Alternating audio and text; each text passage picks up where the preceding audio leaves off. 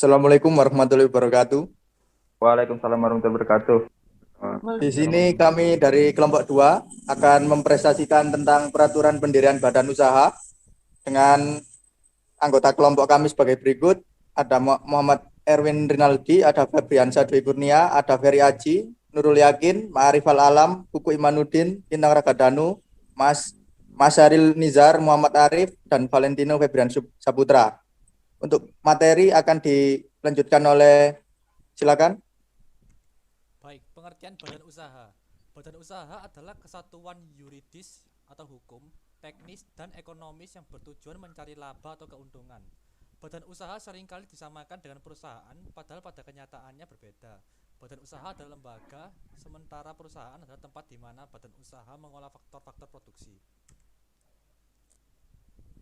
Lanjutnya, Badan usaha milik negara atau disingkat BUMN. Badan usaha milik negara adalah badan usaha yang sebagian atau seluruh kepemilikannya dimiliki oleh negara Republik Indonesia. Badan usaha milik negara terdiri dari 3 jenis, yaitu perusahaan perseroan, perusahaan jawatan, dan perusahaan umum.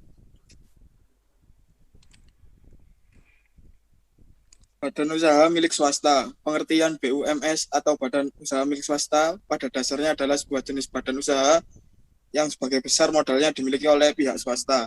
Tujuan dari BUMS sendiri yaitu mendapatkan keuntungan secara optimal dalam hal pengembangan usaha serta modalnya dan menciptakan lapangan pekerjaan bagi masyarakat. Koperasi. Koperasi adalah badan hukum yang didirikan oleh orang perseorangan atau badan hukum koperasi dengan pemisahan kekayaan para anggotanya sebagai modal untuk menjalankan usaha yang memenuhi aspirasi dan kebutuhan bersama di bidang ekonomi, sosial, dan budaya sesuai dengan nilai dan prinsip koperasi. Update perubahan aturan PT di tahun 2021. PT bisa didirikan oleh 1 orang. Dengan adanya aturan baru, Anda dapat mendirikan PT hanya dengan seorang diri, tanpa harus mempunyai partner. Namun, aturan ini hanya berlaku untuk usaha mikro terkecil. Status dan badan hukum. Perubahan yang dimaksud ialah perubahan aturan status badan hukum. Sebelum aturan yang baru berlaku, status badan hukum milik PT akan terbit setelah keputusan Kemenkumham. Namun, setelah adanya UU Cipta Kerja yang baru, PT akan memperoleh setelah mendapatkan bukti pendaftaran di Kemenkumham. Modal dasar minimal.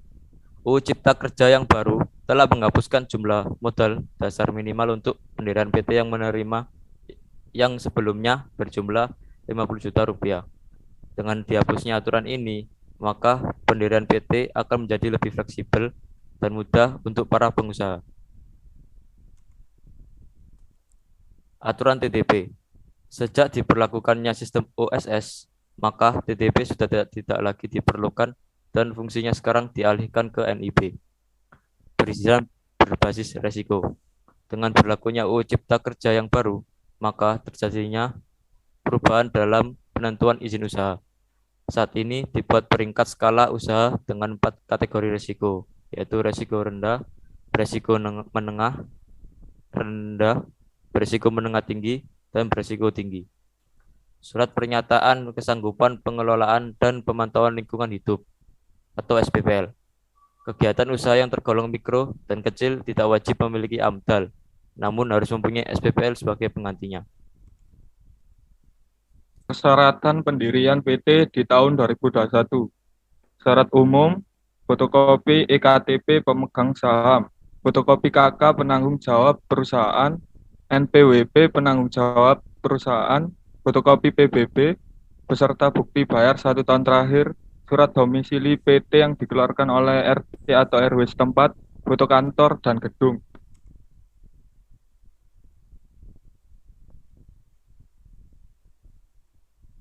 Syarat khusus terdiri dari minimal 2 orang dan masing-masing memiliki kepemilikan saham. Rincian identitas perusahaan oleh akta notaris yang berupa nama perusahaan, modal awal, jumlah saham, industri usaha, alamat, tujuan pendirian PT, semua dibuat dalam bahasa Indonesia. Akta pendirian PT yang telah disahkan oleh Kemenkumham Republik Indonesia. Penyetoran modal awal minimum 25% dari jumlah modal.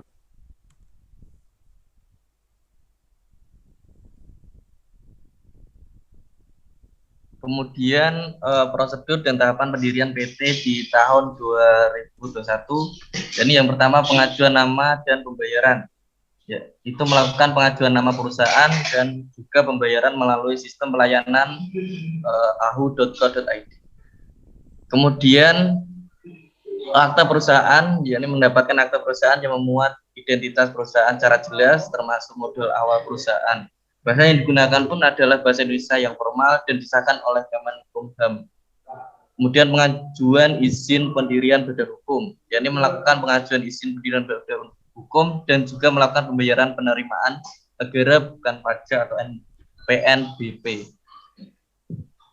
Next.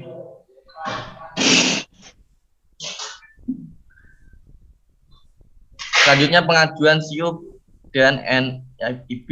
SIUP saat ini dikeluarkan oleh sistem online single submission OSS dan TDP telah dialihfungsikan dengan NIB yang berfungsi sebagai nomor pengenal.